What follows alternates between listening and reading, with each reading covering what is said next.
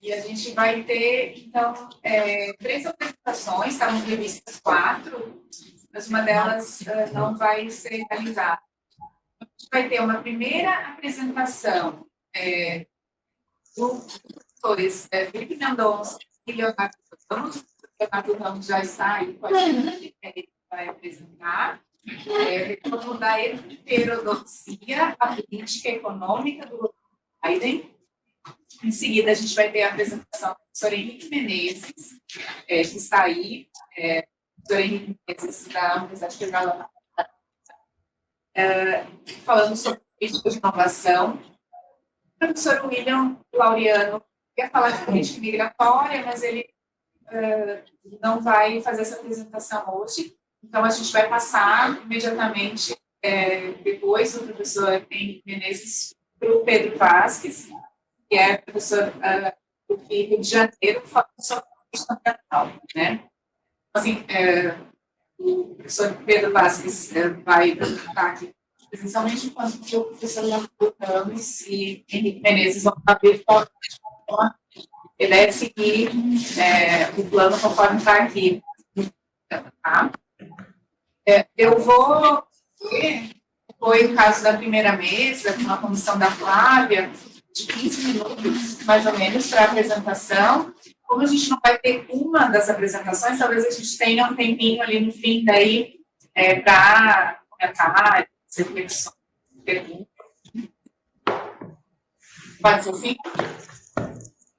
Então, tá. Então, quero agradecer muito aquele que está aqui e vai fazer essa apresentação para a gente. Começo, então, com o professor Leonardo Ramos, com essa apresentação Forma da Heterodoxia, Política Econômica do Governo Biden. Por favor. Bom dia para todos e para todas mais uma vez. É um prazer estar aqui, né? E agradecer o convite e a organização desse seminário, né? Que bem, como os eventos que eu já participei, né? Do INEU, muito interessante e de uma qualidade muito substantiva. Bom, o nosso tema, né? Essa ideia da heterodoxia, ou não, né? Em termos do governo Biden.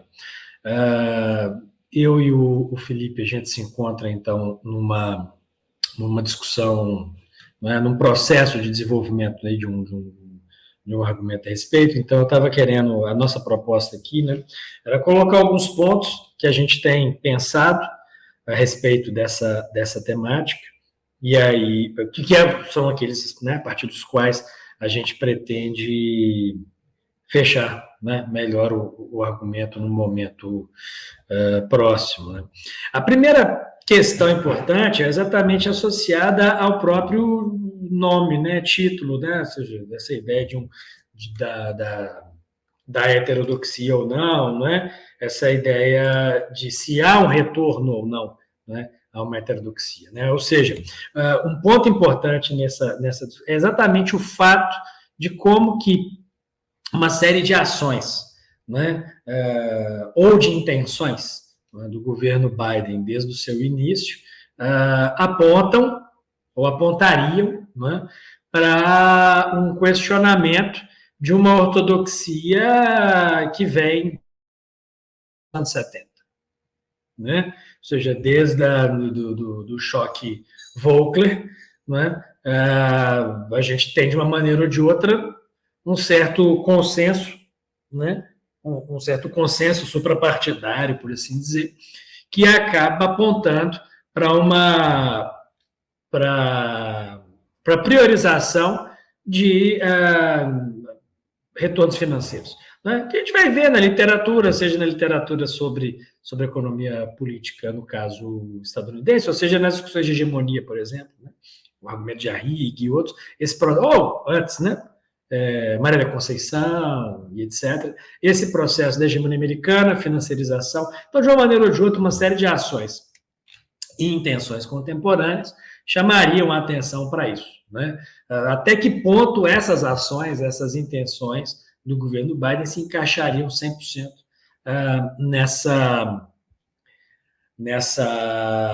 política, não é? Nesse certo que vem, nesse consenso que vem caminhando nessas 4 décadas, não é?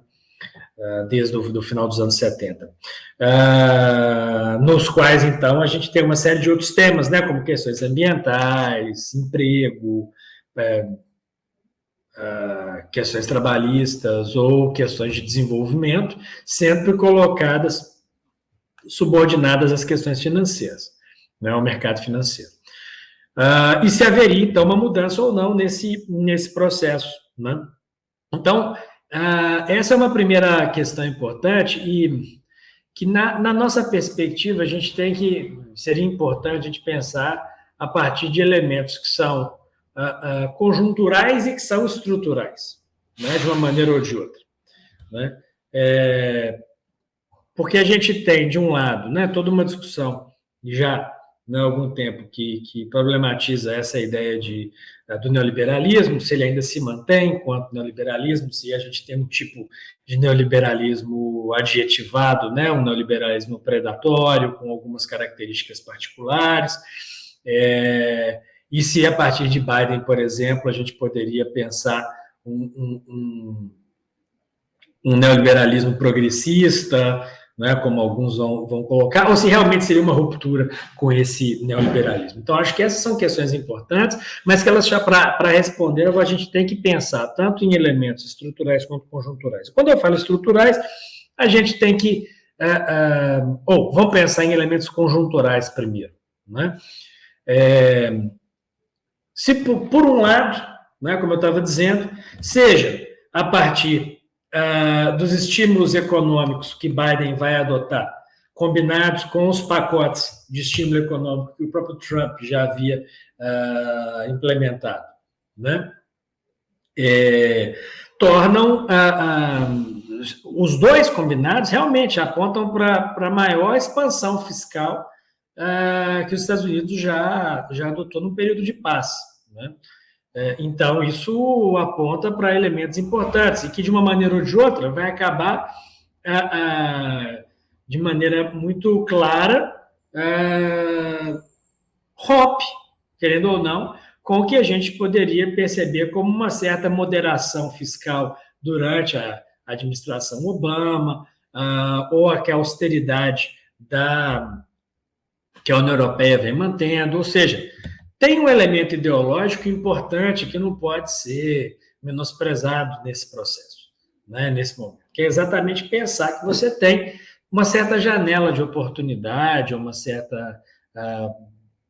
engajamento com questões ou com visões distintas a respeito das condições do que pode ser feito, né, as condições de possibilidade nesse contexto. E aí eu acho que tem elementos, como eu estava dizendo, conjunturais, que são fundamentais nesse sentido. O primeiro elemento conjuntural é a própria pandemia, né? A pandemia ela abre uma série de possibilidades, né? Ou ela intensifica. Talvez a gente possa colocar nos termos em que ela não apenas intensifica, como ela retoma elementos que foram colocados no final da primeira década do século XXI, né? Ou seja, a crise de 2008 é um elemento conjuntural com aspectos estruturais muito significativos, por isso que eu estava dizendo que esse elemento da relação conjuntura e estrutura ela é central nesse processo, né? Mas a grande questão, então, no primeiro momento, né, é pensar, então, que se lá, né, depois da crise, a gente vai ter uma série de discussões, né, e de ações e de sugestões, né, que vão ser feitas em termos gerais, a gente poderia dizer, pensando naqueles termos, por exemplo, popularizados, né, na nossa área, por autores como Susan Straight, né, que o ponto-chave é que, a partir da crise, a gente começa a ter algumas fricções no consenso que existia até então de como deveriam ser as relações entre autoridade e mercado, né? Seja Estado e mercado ou autoridade e mercado, pensando num argumento póstumo, né, da Susan Strange. Então, isso é um elemento importante, né? Porque ali a gente pega, por exemplo, algumas os primeiros encontros, as primeiras cúpulas do G20, né, enquanto reunião de chefes de Estado, já apontavam para isso, ou seja, para certos processos associados à ação, à legitimação ou não demonização, se a gente quiser colocar nesses termos, da ação estatal, né, da intervenção do Estado na economia. Então, esse é o primeiro elemento importante. E quando a gente pega... Então, isso vem, né, querendo ou não, o governo Obama, né, uma série de economistas economistas estadunidenses que têm uma perspectiva mais keynesiana ou neo-keynesiana vão ser extremamente críticos nesse sentido ao governo Obama, no sentido de que ele teria perdido uma oportunidade de intensificar esse papel do Estado na economia nos termos em que poderia, né? Então, você tem uma certa moderação fiscal, né, substantiva no governo Obama, e é interessante perceber, então, que a pandemia, eu tendo a entender um pouco nesses termos, a pandemia, ela traz à tona, novamente, essa possibilidade / necessidade. Principalmente se a gente olha para uma outra questão, que são aqueles que estão conseguindo lidar com a pandemia, né, de maneira mais exitosa. Se eu peço países que vão ter um papel, o Estado tendo um papel importante na economia, como é o caso, particularmente se destaca o caso chinês. E aí, nesse ponto, então,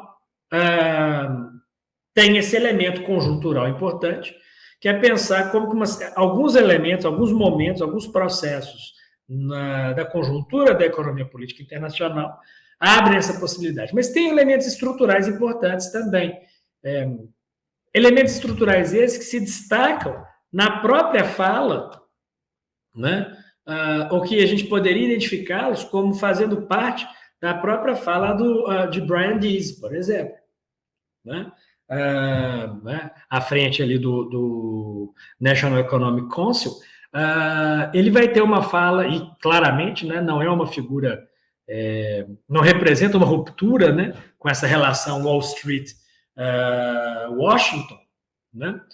Mas ele tem uma fala interessante em 2021, quando ele vai deixar claro, né, que essa que a gente poderia chamar dessa virada estatista, mas, né, por volta de um termo melhor, mas essa questão dessa que a gente está chamando então de heterodoxia, de uma certa abertura, uma certa legitimidade da ideia de uma heterodoxia, ela tem 3 pontos importantes, né? Ela está associada a 3 elementos importantes, extremamente conectados ao que seria então a intenção, a certas intenções do governo Biden, e que na visão do governo, o Brian coloca de maneira explícita, né, seriam questões para as quais questões que não poderiam ser abordadas ou não, que claramente não são questões que podem ser resolvidas, porque você não pode lidar com elas de maneira exitosa apenas ou com ênfase que o mercado não é capaz de lidar com elas.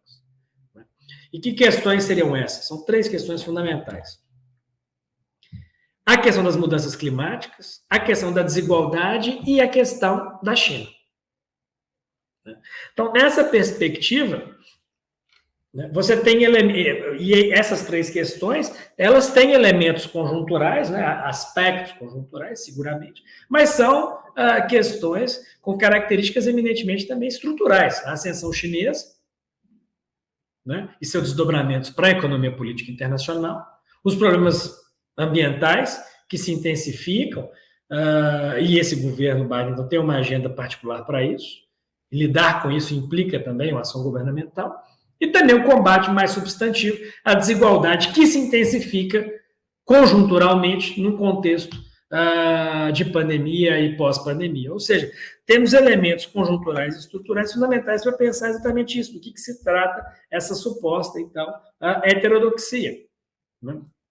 E eu acho que é nesse contexto, então, que a gente tem que entender todos esses atos, né, todos esses planos adotados ou iniciados pelo governo Biden. A gente pensa, por exemplo, Build Back Better, né, associado a investimento em infraestrutura, que é uma demanda no âmbito internacional já desde a crise, né?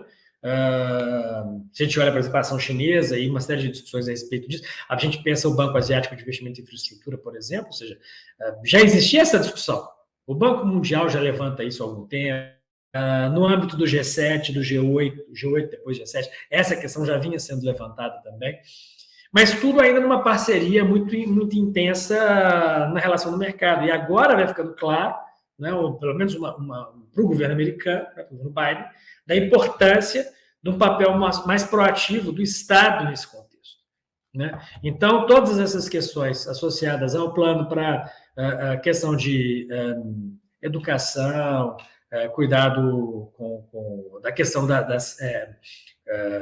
educação básica, questão associada a idosos, plano de trabalho, uma série de outras ações claramente colocadas, né? O CHIPS Bill, Inflation Reduction Act, uma série dessas questões onde o papel do Estado vai sendo fundamental. Agora, com duas grandes consequências na nossa perspectiva, né, minha filha? Duas consequências importantes de conjuntura também. Daí a importância de pensar essa relação conjuntura e estrutura. A primeira questão em termos de conjuntura é pensar que esse plano, e aí que está um ponto interessante dessa ruptura, de pensar as possibilidades e limites dessa ruptura, ou não se é ruptura ou não é ruptura, com esses 40 anos, é porque são ações que têm um potencial de pressão inflacionária. Tanto é que isso, e associado a coisas não previstas, pensando que esses são planos feitos para 2021 e que logo depois a gente vai ter, então, né, o conflito na Ucrânia e as suas consequências, pensar a consequência disso para a economia internacional, pensando a consequência disso em termos de aporte de capital nos Estados Unidos para esse conflito também, etc, etc. Um ponto importante é pensar que, querendo ou não, houve. Né? Hoje a gente vivencia isso, a maior pressão inflacionária, né, a maior taxa de inflação nos Estados Unidos nas últimas décadas. Né?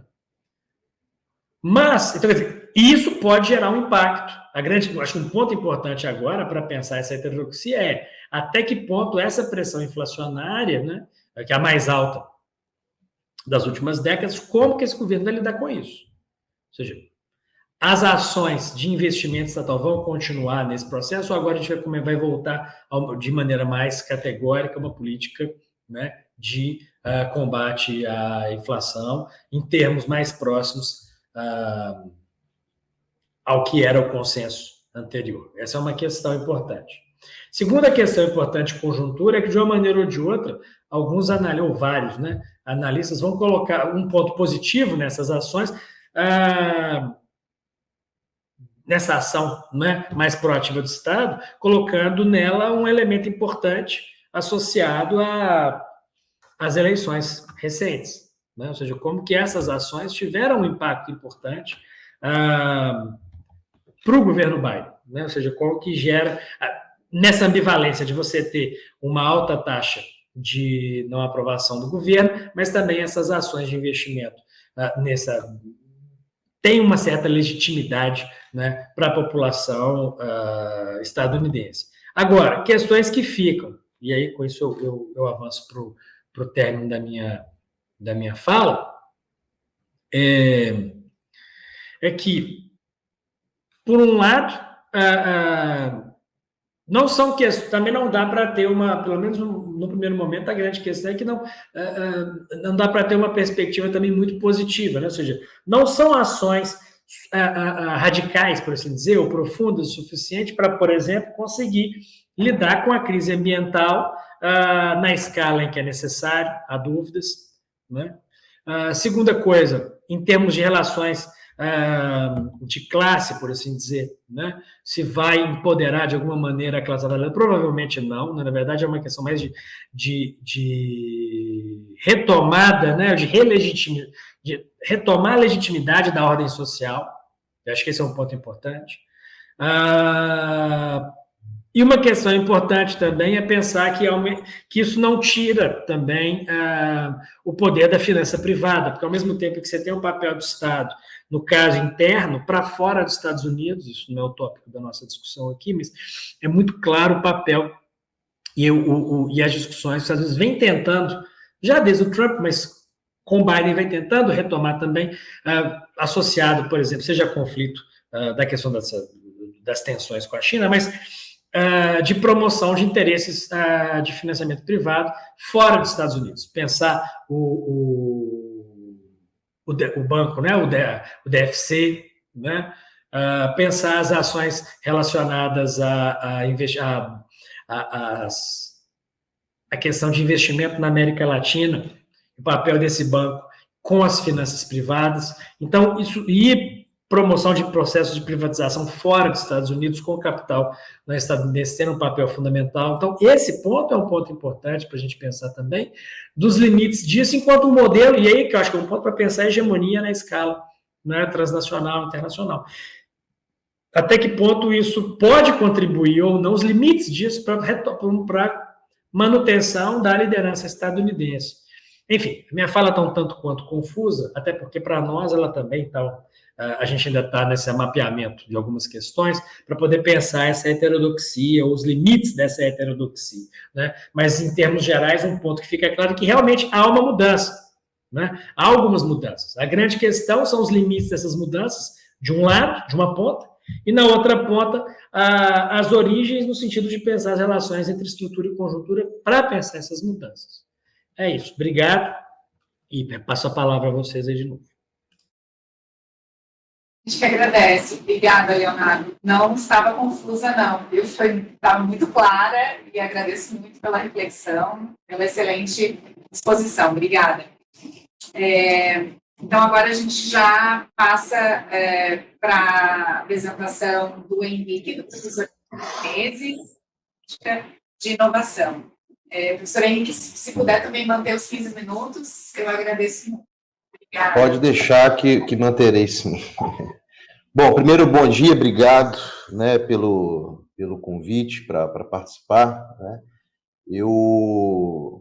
Antes de começar a minha apresentação, eu quero dizer, assim, bem enfaticamente, que não dá para dizer que meu trabalho é ainda um trabalho, não é um work in progress, na verdade, ele é um trabalho começando. Eu estou iniciando ainda esse mapeamento, né, quando a Neuza me convidou, na verdade, quase uma convocação, né, eu até mencionei para ela que, assim, já tinha, sei lá, acho que uns 2 anos que eu estava um pouco afastado, né, das pesquisas sobre os Estados Unidos, né, e a questão da política de inovação, da inovação tecnológica e da propriedade intelectual foi um tema, né, que eu pesquisei por um longo período aqui no INEU, né, com algumas publicações, algumas orientações, mas que nos últimos anos eu estava um pouco afastado, né, dessas leituras, né, e do acompanhamento mais sistemático, né, como é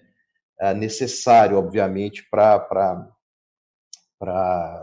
poder fazer alguma análise pertinente sobre a política de inovação nos Estados Unidos, em razão da complexidade que é o sistema de inovação norte-americano, né? Então, quando a Neuza me convidou para participar dessa mesa, foi ao mesmo tempo assim, um gatilho, né, para poder retomar essa análise, né, algo que eu já vinha buscando, né, encontrar uma brecha aí na agenda para retomar com mais atenção a essa temática, né? Então, assim, é sempre uma satisfação muito grande, né, poder participar, né, das atividades do INEU, né, desse seminário especificamente. Infelizmente, não foi possível ir presencialmente, né, no final do ano um pouco conturbado, né? Então, além dessa satisfação, é também um empurrão, de certa forma, para retomar, né, a análise e a avaliação daquilo que é a política de inovação nos Estados Unidos, né?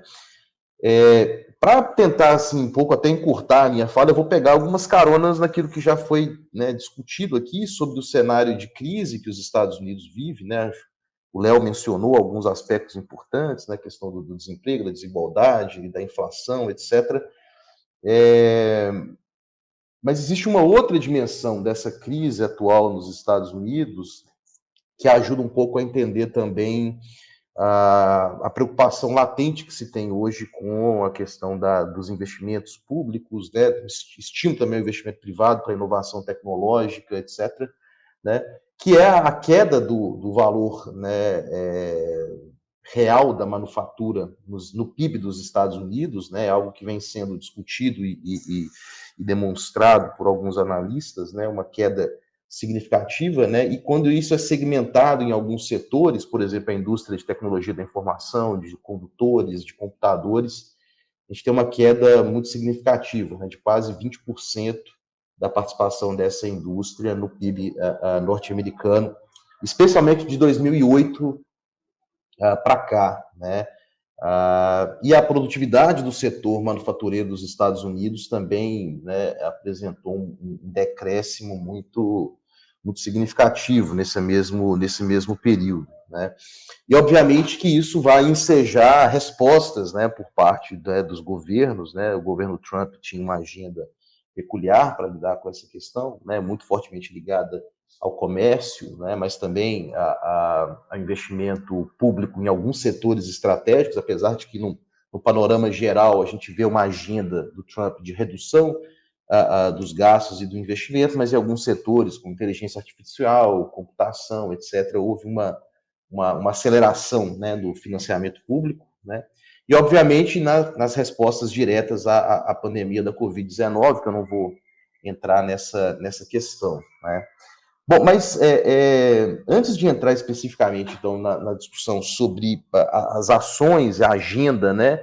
E aí, de novo, pegando carona no que o Léo disse, mas que estava no meu roteiro também, né? Um pouco falar do que foram, né? Assim, ainda há uma mistura no governo Biden, em razão, né? Assim, de algumas incertezas e de algumas novidades, e algumas políticas muito novas, né? Em diferenciar exatamente o que são os planos, o que são as promessas e o que são as intenções daquilo que efetivamente acontece, né? Claro que a gente pode falar de legislações que foram aprovadas, etc., mas muito pouco ainda se pode discutir sobre os efeitos delas, né, naquilo que era esperado, né? Então é uma análise que junta de alguma forma expectativas com a realidade, né? Mas algo que eu me coloquei, né, a pensar sobre a política de inovação nos Estados Unidos, né, quando a gente fala de política de inovação tecnológica, de desenvolvimento, ou como a literatura que eu me fio a ela, né, a mudança tecnológica, né, quando a gente olha para a trajetória dos Estados Unidos, né, eu acho que a gente pode dizer que, né, a gente vivencia agora um momento novo, né? Os Estados Unidos vive hoje um momento novo, né, uma situação nova, por assim dizer, né, que se diferencia, né, do período, pelo menos do século XIX e século XX, do que foram as ações, as iniciativas e a grande estratégia dos Estados Unidos para a mudança tecnológica, né? Porque se num primeiro momento, né, lá no século XIX ainda, né, a base da estratégia norte-americana era uma estratégia de catching up, né, de buscar a liderança tecnológica em setores estratégicos, né, baseado ali num binômio, né, competição-cópia, né, com a Inglaterra, né, ou seja, de buscar alcançar a Inglaterra em alguns setores tecnológicos, se baseando muito também na cópia, né, na engenharia reversa, na utilização de tecnologias já desenvolvidas na Inglaterra, e de outro lado, com um forte investimento público em infraestrutura e na construção ali inicial de um sistema, né, de ciência e tecnologia baseado na pulverização das universidades, das primeiras universidades, dos Grand Colleges, né, norte-americanos, pelo país, né? E um segundo momento, por assim dizer, que foi o processo efetivo de consolidação da liderança tecnológica nos Estados Unidos, que isso se dá especialmente depois da Segunda Guerra Mundial, né? Quando você tem a construção ali de um amplo e complexo e difuso, né, sistema de inovação tecnológica nos Estados Unidos, nesse período pós-Segunda Guerra Mundial, né, com a ascensão daquilo que o Fred Bloch chama de um science state, né, de um estado baseado na ciência que vai se utilizar dessa capacidade para atingir a liderança tecnológica em diversos setores, né. E hoje o que a gente vê no caso dos Estados Unidos, né, e eu fiquei pensando nisso esses dias, né, que seria um momento novo, que é esse momento de crise e de alcance. Né? Alcance, que eu digo, da China efetivamente se colocando como um país que hoje se utiliza daquilo que os Estados Unidos fez, né, de iniciar uma estratégia de catching up, de colocar em risco efetivamente a liderança dos Estados Unidos em alguns setores tecnológicos. Né? Então, quando a gente olha a agenda norte-americana, né, a gente vê a necessidade de construção de uma estratégia que vai misturar, né, uma ideia de um novo salto para frente, né, com o investimento, novamente, retomar o investimento em setores tecnológicos, né, estratégicos para a economia norte-americana, né, mas também com a necessidade de estancar a concorrência chinesa. Né, e isso, de novo, em um contexto de mudança tecnológica profunda, com a emergência aí de novos setores tecnológicos, né, que produzem uma espécie de mudança infraestrutural que vai produzir efeitos, né, na superestrutura, né, nas regras, na forma como as empresas se organizam, etc. Especialmente com a centralidade, aí, de novo, né, da chamada life sciences, né, dos desenvolvimentos tecnológicos no setor da biotecnologia, da bioeconomia, né, a computação quântica, 5G, etc., que vão produzir esse cenário que os Estados Unidos se colocam, né, de uma crise norte-americana, né, de um processo de crise no sentido de uma certa estagnação, né, tecnológica nos Estados Unidos, com essa concorrência mais direta da China, que inicia um processo de alcance perante os Estados Unidos. Né.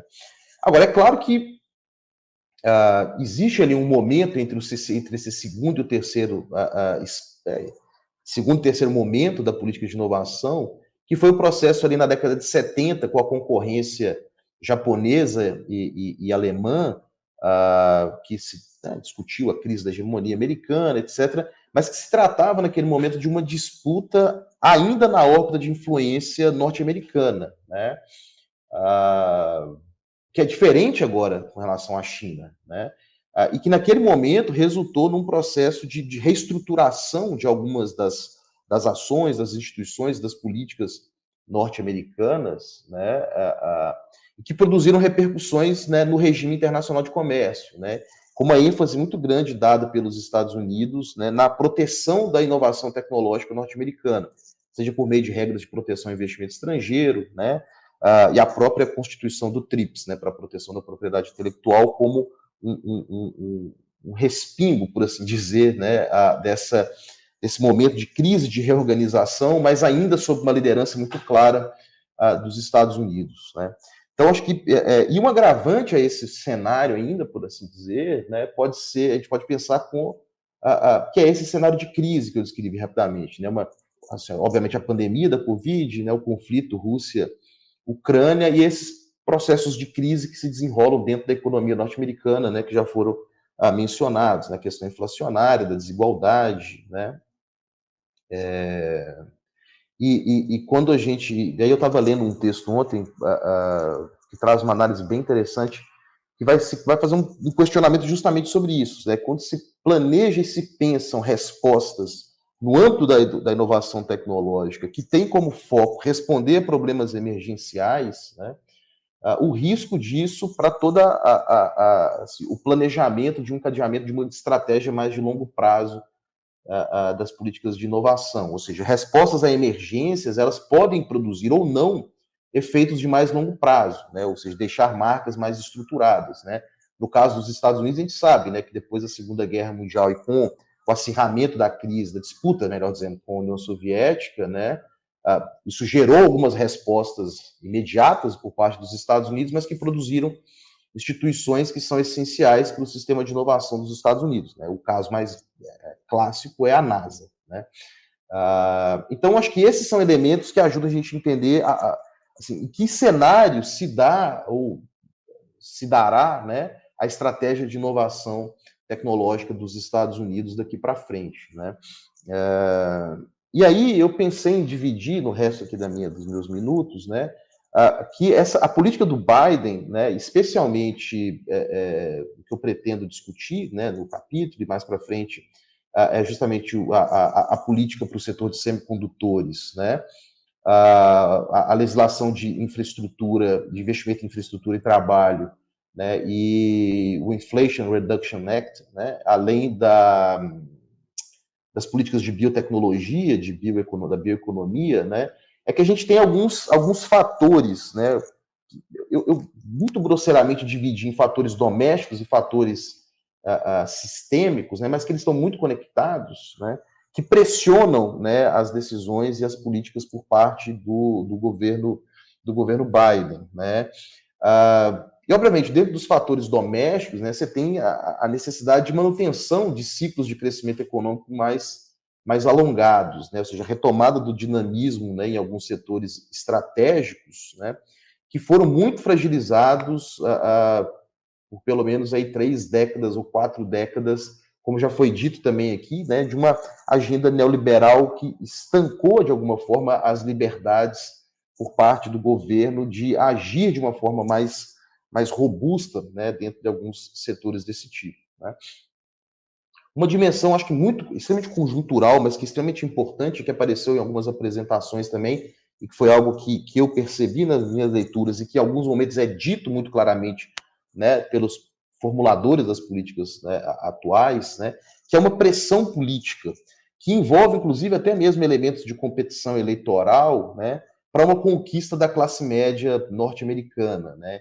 E um dos focos da agenda de inovação do Biden é justamente apoiar algumas iniciativas que têm como fim, né, atingir objetivos de algumas políticas sociais, né, geração de empregos bem remunerados, redução da inflação é um objetivo muito claro da política de inovação do Biden, né, com redução de custos da cadeia produtiva que tem efeitos sobre o consumo de bens duráveis, né, redução de custos diretos aos consumidores, né, aos trabalhadores, aí, especialmente por duas dimensões, que é a questão da mudança tecnológica no âmbito da produção de energia, como a descentralização, né, acesso a tecnologias e energia direto pelas energias renováveis e limpas direto pelos trabalhadores, pelos consumidores, né, e uma política de redução de preços de medicamentos também, né.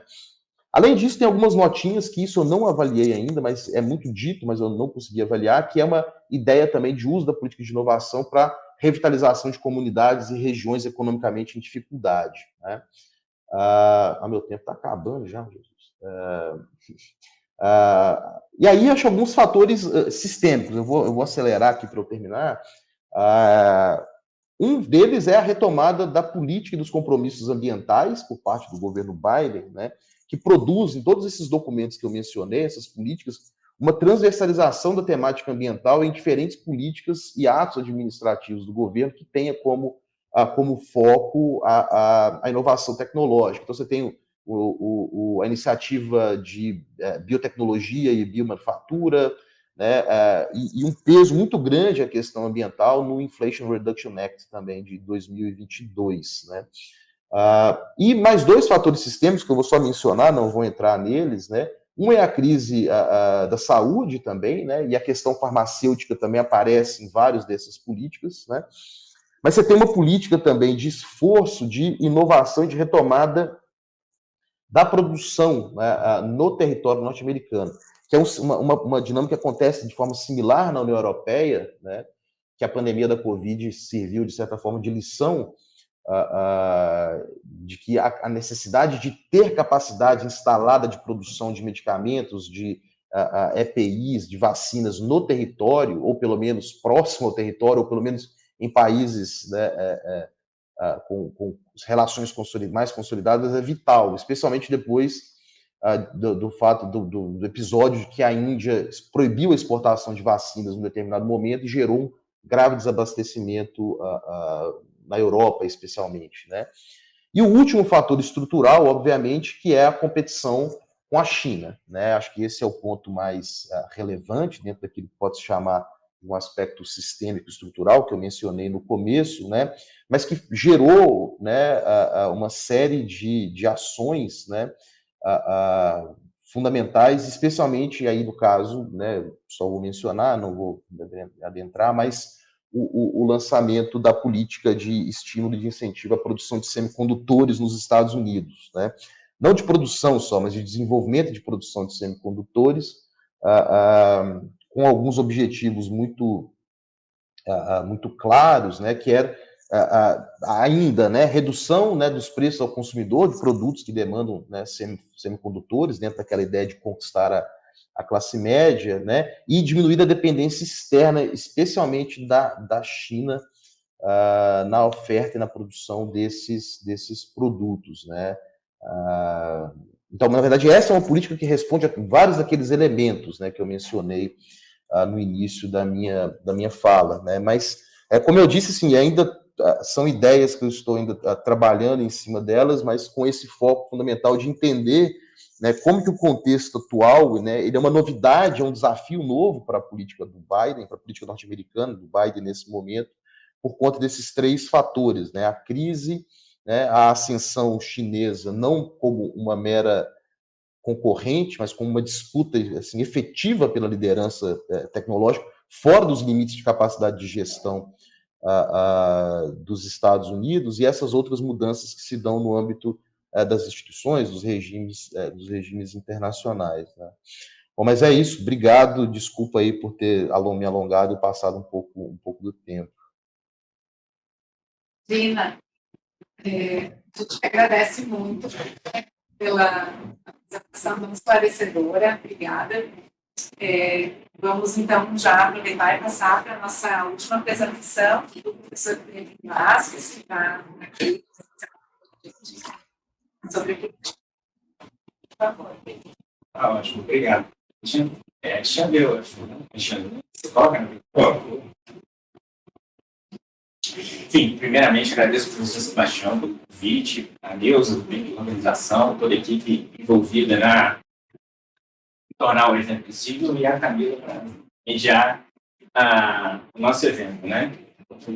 A minha proposta hoje aqui, para falar do governo Biden em ação, para pensar a atuação do governo Biden, é conectar a atuação dele à atuação democrata a partir da década de 70. Então, a minha ideia é tentar traçar linhas de trajetória, mostrando regularidades e rupturas a partir desses outros presidentes, mostrar que o que a gente está vendo, em termos de inovação da política do Biden, em termos de política ambiental, é muito mais uma continuidade com espaços para transformações positivas, né?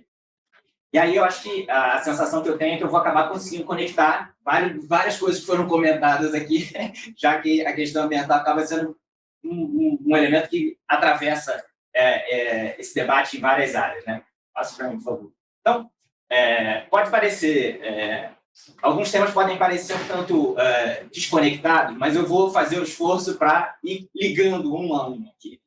E o primeiro deles, quer dizer, é pensar ali, né, como o Carter vai lidar com a crise energética e como ele vai conectar a política ambiental e a atuação dele, qual vai ser o resultado disso no longo prazo até o Biden agora, né?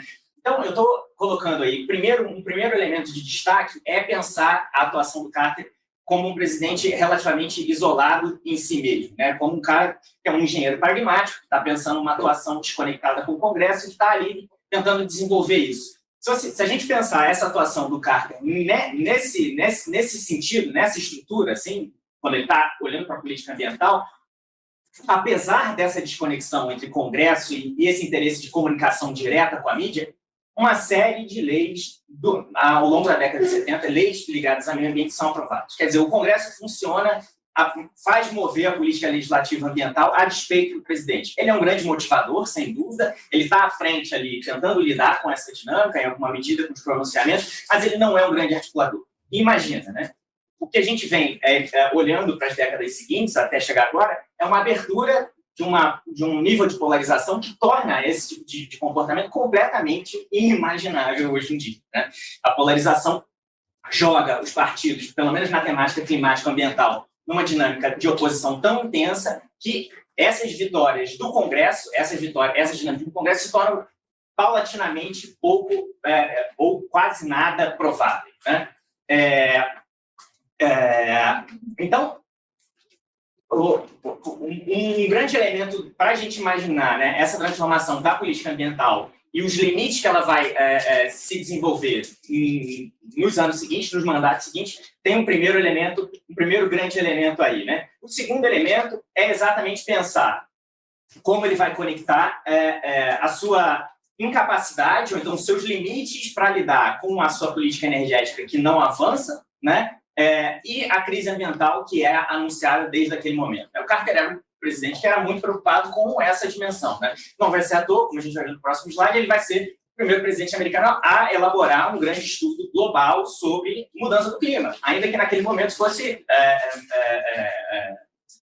aquecimento global, né? A nomenclatura fosse aquecimento global. Mas ele vai ser um pioneiro nisso, um pioneiro para colocar os Estados Unidos nessa posição de destaque em relação ao que a gente está falando sobre o meio ambiente, né? Mas é muito engraçado, porque tem uma série de desincronias que a gente vai ver e eu vou tentar trazer de forma mais rápida. Mas um elemento importante e que a gente tende a ver como um uso especial, ou pelo menos privilegiado por parte dos republicanos conservadores, que é o uso da moral para justificar a política ambiental, ou pelo menos para justificar uma antipolítica ambiental, né? E o Carter vai tentar convocar os sujeitos, os americanos, a participarem dessa política energética, a transformarem o seu agir enquanto norte-americanos, né? Evocando, se valendo do elemento moral. E vai ser um tremendo fracasso, né? Vai ser um tremendo fracasso. Não à toa, o Reagan vai nadar de braçada ao colocar esse mesmo elemento moral contra os democratas, fazendo, então, construindo um grande mecanismo de convencimento à sua política neoliberal, que vai incluir também a política ambiental, né? Então, eu acho que é muito interessante olhar aí, né? Que o elemento moral não vem como um contraponto ao argumento técnico científico da disputa ambiental. Na verdade, ele vem como um contraponto ao próprio argumento moral desenvolvido pelos democratas, né? E aí a dinâmica vai girar num outro eixo. Um comportamento que vai se tornar, então, prática, né, vai ser aquela ideia de rotating door no interior dos movimentos ambientalistas que o Carter vai desenvolver aí, né? Só que tem uma coisa que é muito interessante no Carter e que a gente vai ver nas administrações seguintes, é que os sujeitos que estão selecionados, que vão ser selecionados para ocupar esse espaço, esse alto escalão do governo, esses sujeitos vão ter uma compreensão muito mais avançada, muito mais complexa do que é o meio ambiente, do que o próprio sujeito que está ocupando a presidência, né? Isso vai ser característico em relação aos outros presidentes também. Não basta ver a referência que o Carter faz para se colocar publicamente, a referência ao Thoreau, né? Pode parecer solto aqui, de novo, né? Mas o Thoreau ele é muito importante no desenvolvimento de uma política conservacionista nos Estados Unidos na segunda metade do século XIX.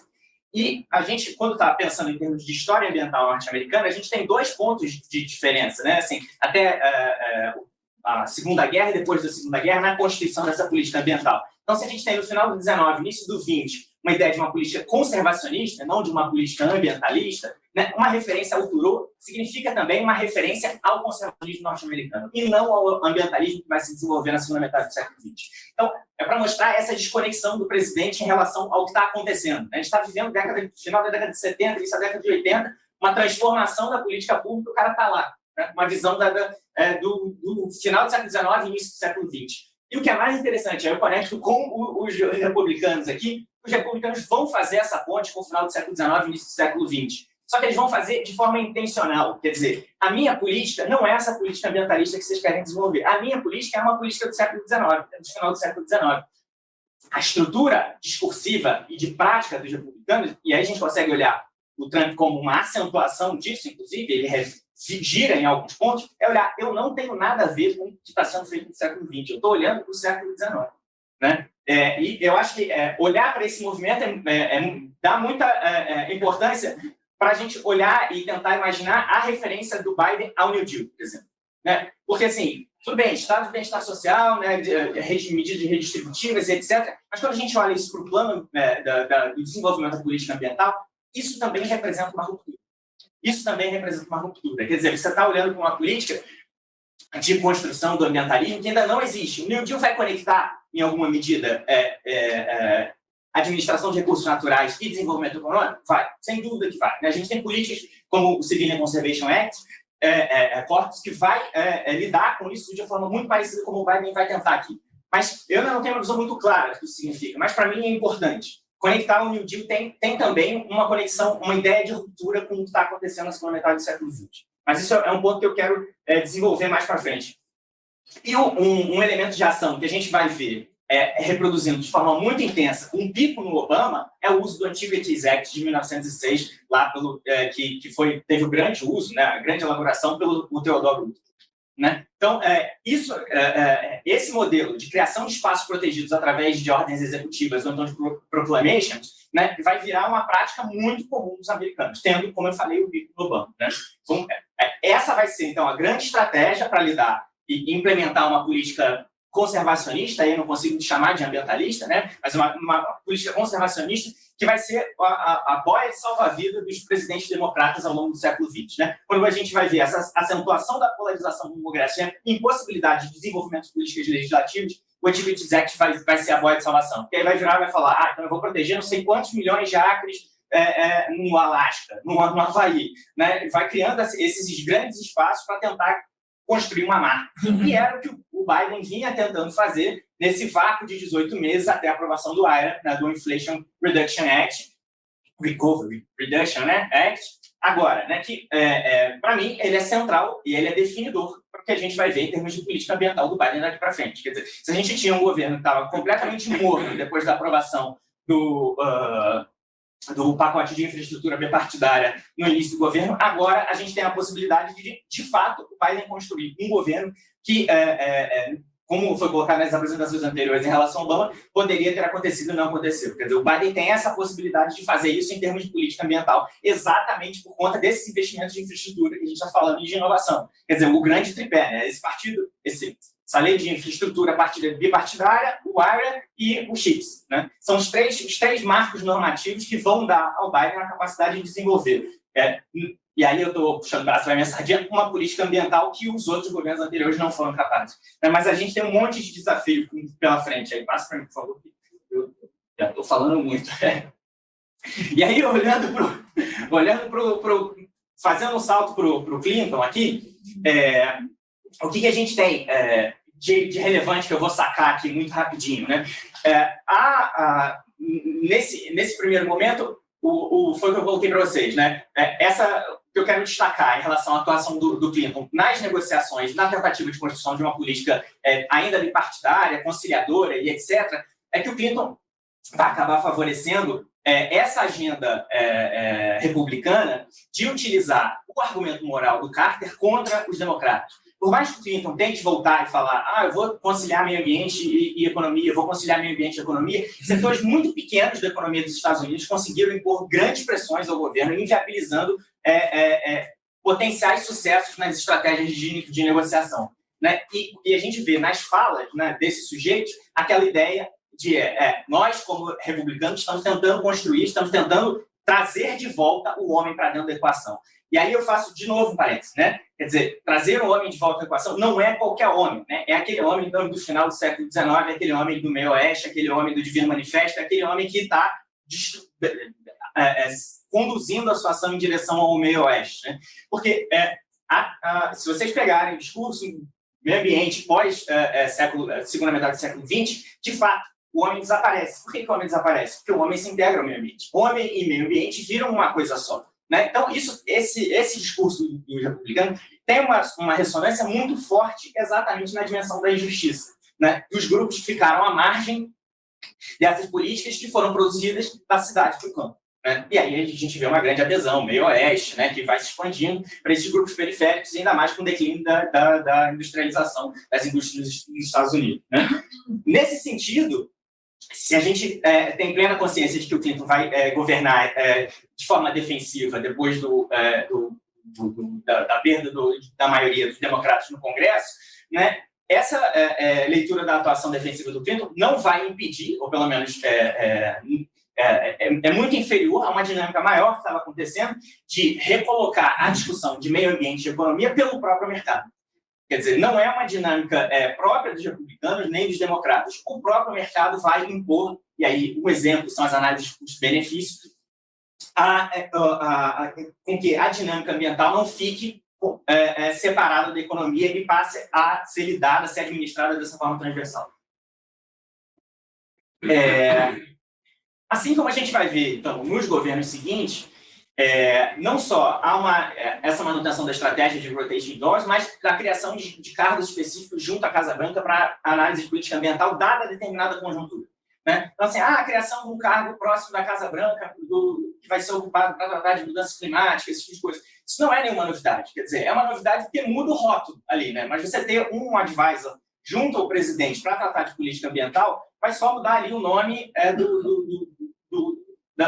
da cereja do bolo do momento, né? Mas a gente vai ter, e isso vai se reproduzir, e a gente vê no Biden, né? A gente vê no Biden com a recuperação de atores do governo Obama, Clinton, para dar essa confiança ao movimento ambientalista de que ele está fazendo mais do que só reverter as ações do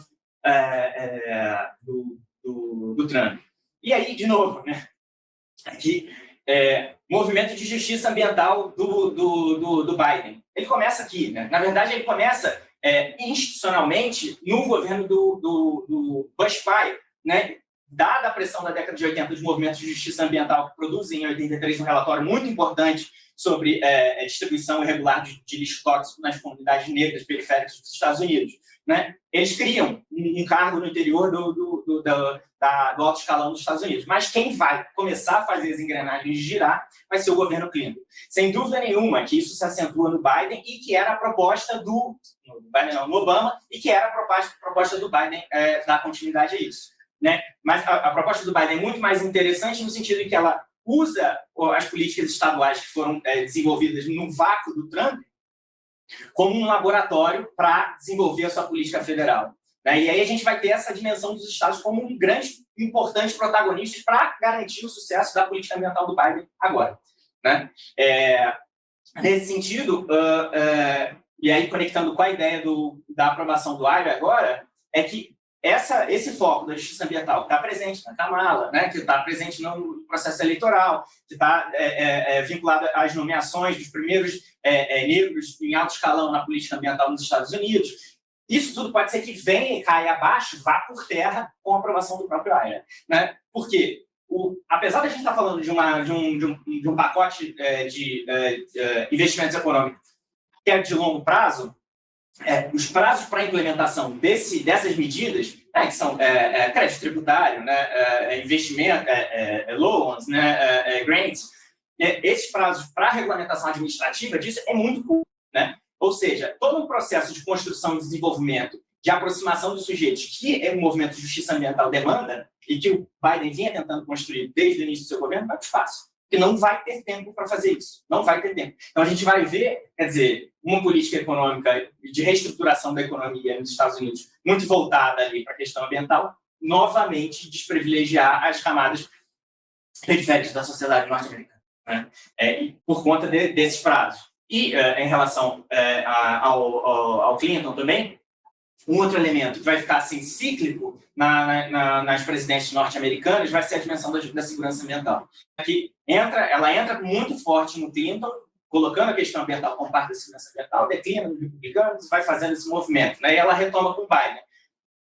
Em cada momento a gente vai ter um sujeito ali diferente. Né? Ora vai ser a Rússia, ora vai ser a China, agora de novo a Rússia por conta da guerra com a Ucrânia e a dependência do gás dos europeus em relação ao gás. Né?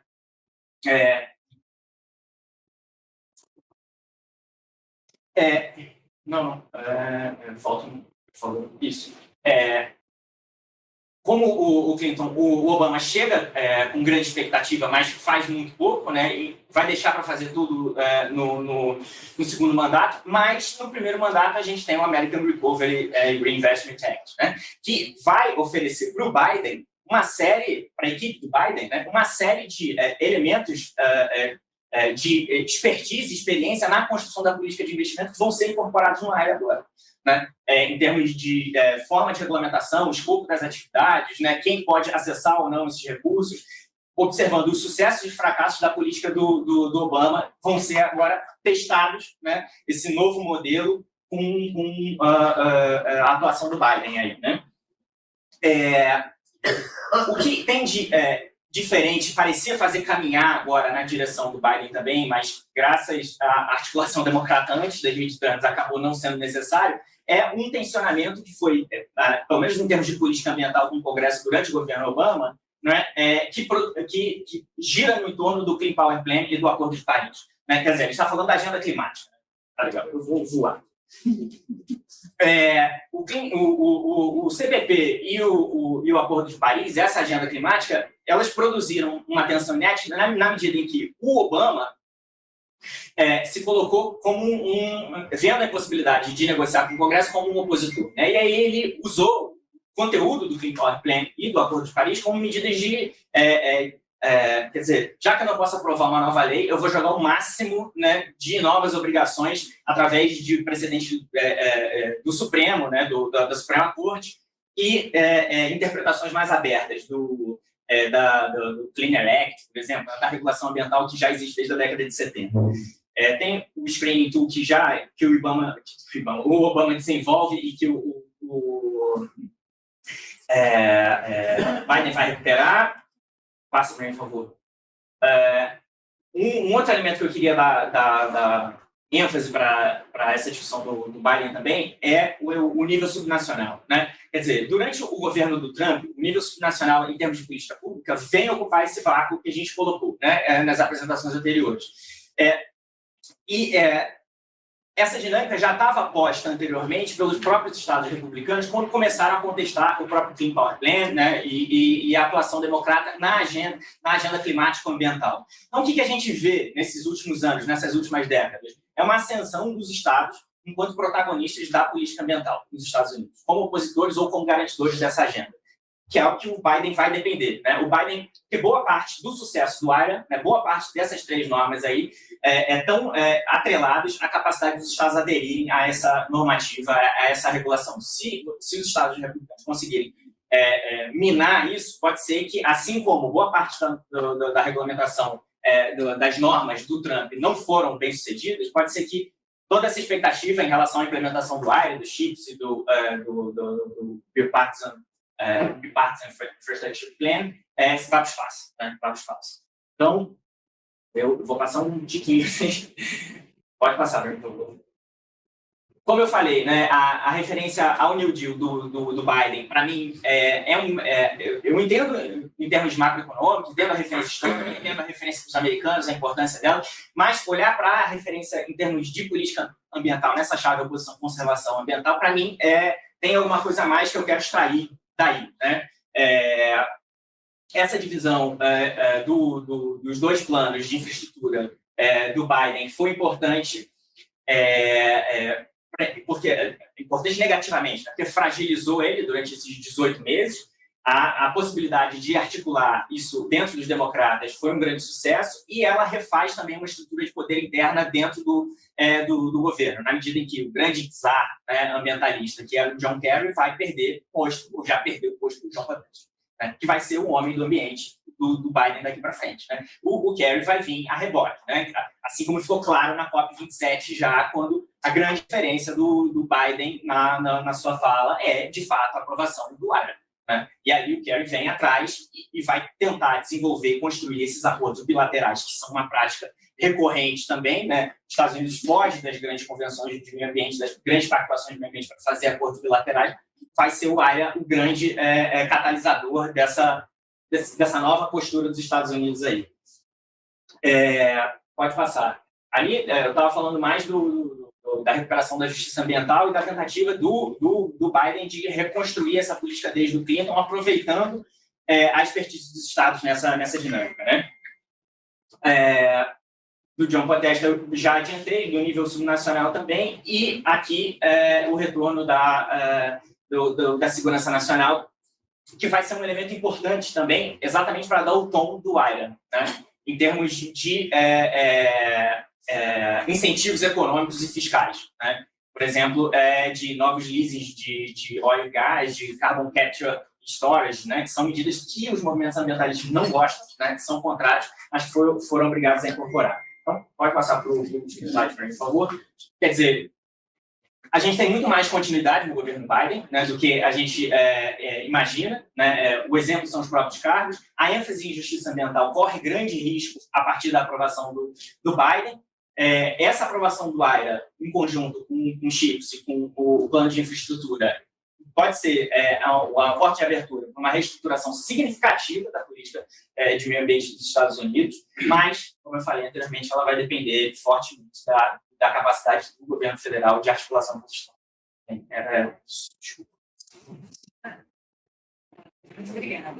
Agradeço pela apresentação tão detalhada e, ao mesmo tempo, fazendo uma cronologia, né, demonstrando em questões que eu acho que são um pouco analisadas ou debatidas quando a gente fala na mudança climática, na agenda de mudança climática do governo Biden. E, bom, a gente tem cerca de 10 minutos. Eu vou tentar fazer, assim, uma síntese, mas se a gente vai ter um espaço, então, se alguém quiser fazer algum comentário, pergunta, mesmo dos expositores. Mas eu acho que o Pedro encerrou essa segunda mesa, assim, fazendo uma grande síntese mesmo, ainda que a partir da pauta ambiental, né, das apresentações anteriores, e que conversa muito com a primeira mesa. Isso que eu estou achando, assim, interessantíssimo, porque a gente não viu, né, nenhum tipo de ruptura, assim, entre essas mesas. Vejo que todas as apresentações, e agora na segunda mesa, claramente, assim, evidenciaram, né, o que me parece ser esse fio condutor, que é, bom, o governo vai desafios novos, né, desafios importantíssimos, domésticos, internacionais, né, sistêmicos, conjunturais e estruturais, como bem apresentou o professor Leonardo, e também o professor Henrique.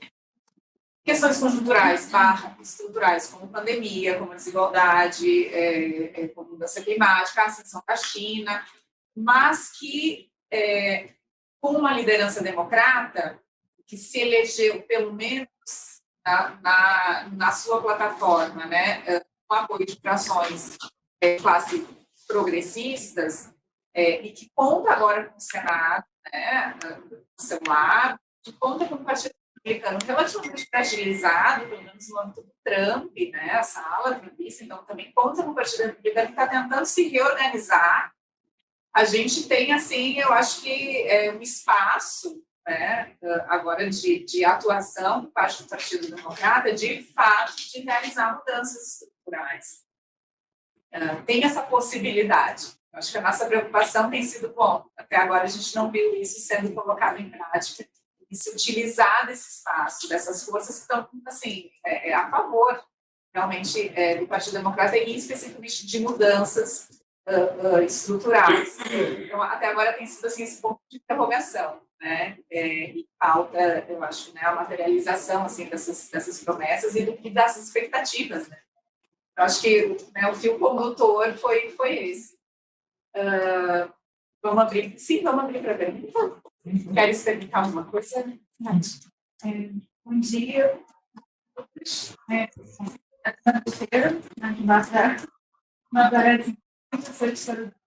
A minha pergunta para o Pedro em relação ao AIRA.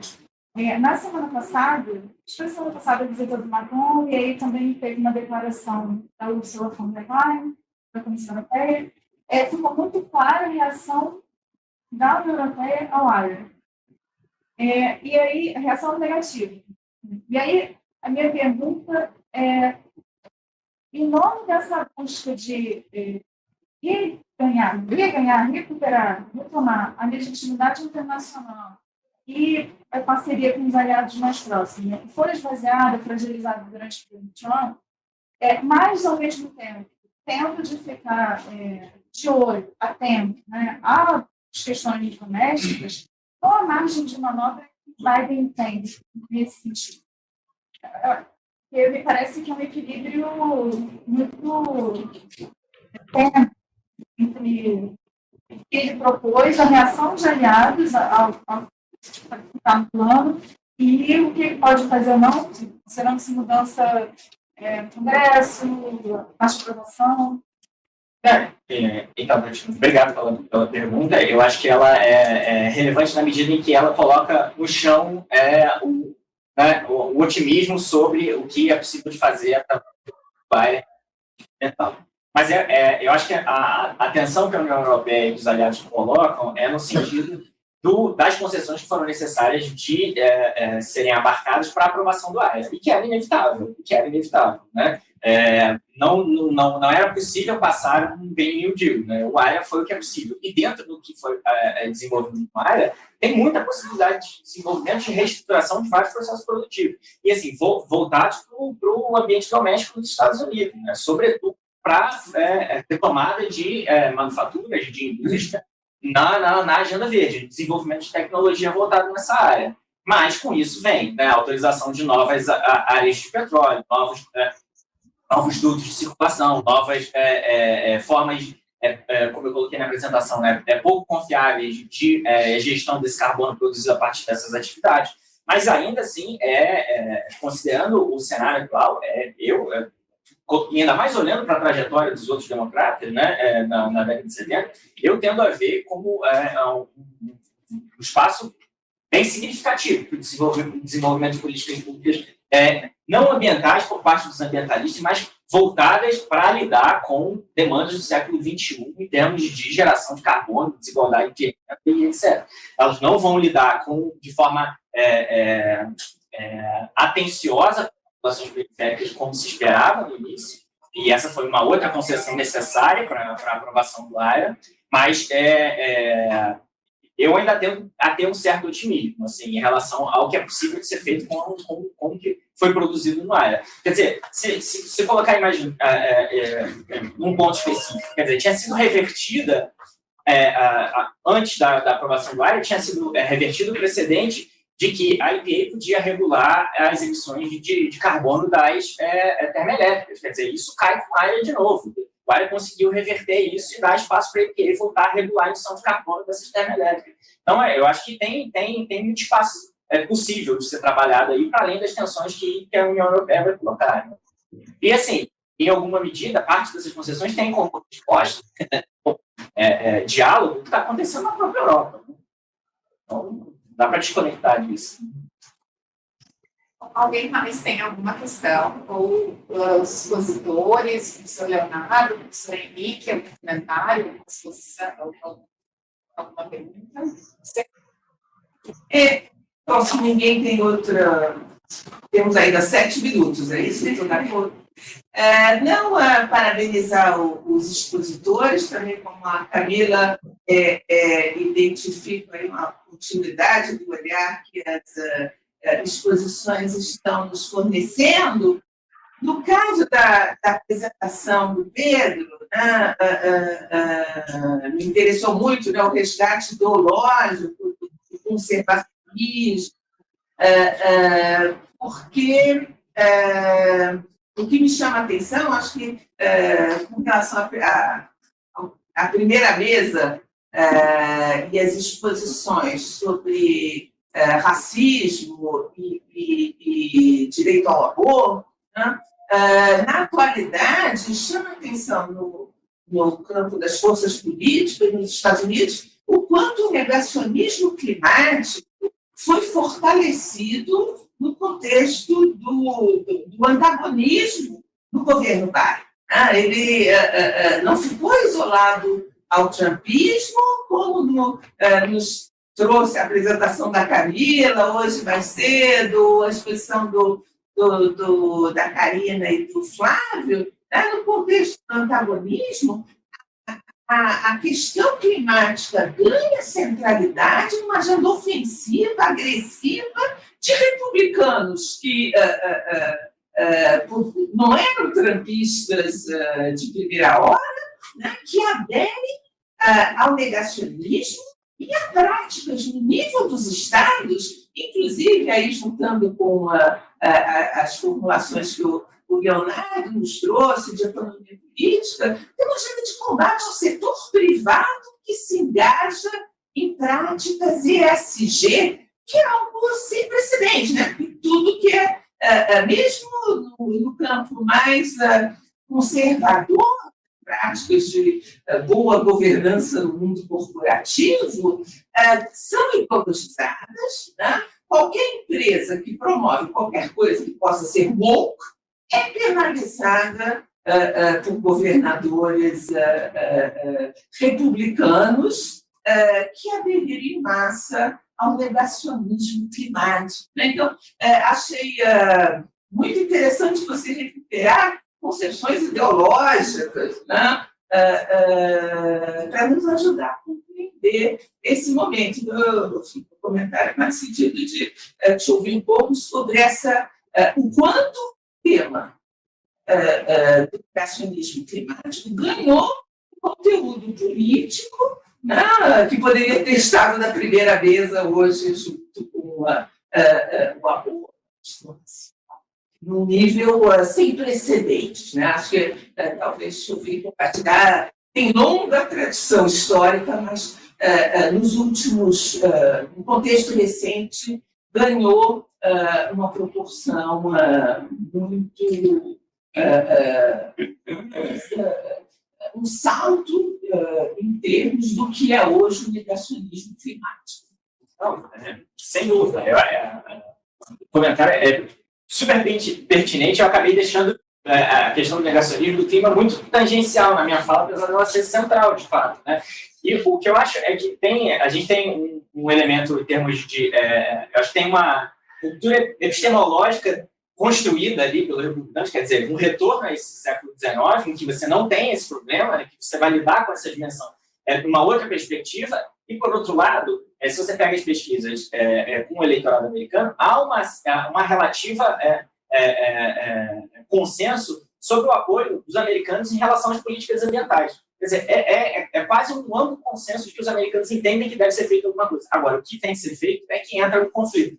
Né? E aí a polarização e o negacionismo são extraídos, em parte, né, dessa construção discursiva dos republicanos de quererem se desconectar com o que está acontecendo na segunda metade do século XX e de se aproveitar dessas dificuldades, desses percalços da atuação democrata em relação à política ambiental. Quer dizer, quando o Obama tensiona o Congresso e fala muda o texto do Acordo de Paris para que eu possa assinar ele sem depender do Congresso, quando ele faz um Clean Power Plan baseado lá em Massachusetts versus EPA para dar poder normativo à EPA, assim, na margem do texto do Clean Air Act, o Congresso vira e fala: você está usurpando a nossa atribuição. Aí você tem um alinhamento dos republicanos em relação à questão climática que é muito evidente. Então, assim, eles acabam se alinhando por conta de um tensionamento entre executivo e legislativo que permanece. E permanece porque tinha pelo menos em termos de política ambiental, tinha um grande tabu em relação a como lidar com isso, que os republicanos vinham conduzindo uma política crítica à sua própria política ambiental. Quer dizer, assim, eles tinham vergonha de se colocar como antiambientalistas. O Trump coloca isso, né? E ele coloca isso e ele não tem uma contraposição da sociedade de forma a inibir ele faz isso. Pelo contrário, ele tem um grande apoio. Né? Então, essa articulação dos republicanos, mesmo relativamente moderados, com esse negacionismo, é um pouco reflexo desse... Peraí, né? Nada aconteceu quando ele se colocou publicamente como antiambientalista e que ele, de fato, expôs e explicitou que a nossa política ambiental não tem nada de ambiental. Né? Então, assim, também teve esse jogo. Né? São uma série de camadas. Né? Tem essa discursiva, essa alteração das práticas no século XXI, e um pouco da incapacidade dos próprios democratas de responderem a isso. É gritante, eles não conseguem construir discursos e práticas capazes de derrubar isso. A gente está vendo isso se desenvolver desde a década de 70, desde meados da década de 70. Né? E os democratas não conseguem desenvolver resposta eficiente para lidar com isso. Alguém mais? Vou fazer uma breve observação. De um leigo no assunto, mas me parece, eu posso estar completamente errado comigo, assim, para julgar isso. Me parece que a questão é que o problema ambiental sempre foi usado como um instrumento de poder dos Estados Unidos. Agora, quando os Estados Unidos assumem o a questão ambiental, devendo eles também se submeter às regras que sempre foram preconizadas para os outros, isso cria um problema. Estou errado. Então, se a gente for... eu gosto muito dessa reflexão, porque é o seguinte, né? Boa parte do que foi desenvolvido em termos de regulação, padrões de qualidade, mecanismos de comando e controle, mecanismos financeiros para tratar da política ambiental, foi desenvolvido pioneiramente nos Estados Unidos, com os Estados Unidos como protagonistas. Né? E eles exportam isso para o mundo inteiro. Então, modelos de avaliação de impacto ambiental vão ser reproduzidos. Modelos de conservação de áreas ambientalmente protegidas vão ser espalhados a partir dos próprios Estados Unidos.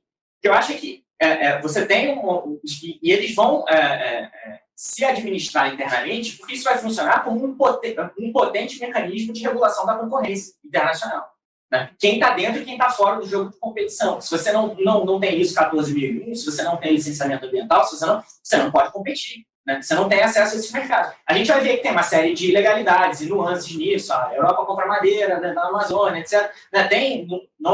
Mas ele, de fato, é um instrumento importante de regulação da concorrência. O que eu acho que acontece agora é o seguinte: esse combinado dessa articulação dessa concorrência internacional não está mais no sendo benéfico.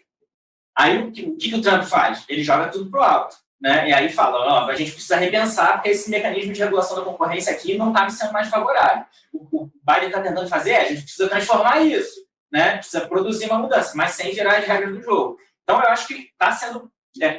pelo menos em termos de política ambiental, eu vejo esse mecanismo de estruturação da competição da concorrência entre estados, né, que vai ser fundado, inclusive, né, numa recomposição do conteúdo da própria soberania, né, quer dizer, ser um bom Estado, ser um Estado reconhecido internacionalmente, é um Estado que faz uma boa gestão dos seus recursos naturais, que faz uma boa gestão do seu ambiente. Né, esse elemento de constituição da soberania, mais as regras de organização da competição, elas estão sendo questionadas agora. Elas estão sendo questionadas. E aí eu acho que gera essa sensação, que eu não vou cumprir, vou rediscutir essa dinâmica do que significa ser ambiental ou não, né, tá dentro da regra do jogo ou não. Então eu acho que pelo menos essa é a visão que eu tenho dessa dinâmica. A gente já passou um pouquinho, alguns minutos, então acho que a gente encerra, né, por agora. Quero agradecer muito a participação de todos, todas, agradecer muito as excelentes exposições do professor Leonardo, do professor Henrique, do professor Pedro, a discussão que sucedeu agora também brilhante. E comentar que a gente vai ter, então, a nossa terceira mesa às 15 horas. Né? Muito obrigada, gente.